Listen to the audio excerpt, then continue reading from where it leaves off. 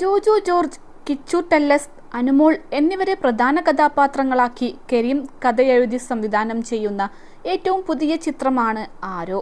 May 9 Reel Craft Studios പ്രദർശനത്തിനെത്തുന്ന ഈ ചിത്രത്തിൽ സുധീർ കരമന, ജയരാജ് വാര്യർ, ടോഷ് ക്രിസ്റ്റി, കലാഭവൻ നവാസ്, സുനിൽ സുഗത, ശിവജി ഗുരുവായൂർ, അജീഷ് ജോൺ, മനാഫ് തൃശൂർ, മാസ്റ്റർ ഡെറിക് രാജൻ, മാസ്റ്റർ അൽത്താഫ് മനാഫ്, അഞ്ജു കൃഷ്ണ, ജാസ്മിൻ ഹണി, അനീഷ്യ, അമ്പിളി തുടങ്ങിയ താരങ്ങളും അഭിനയിക്കുന്നു.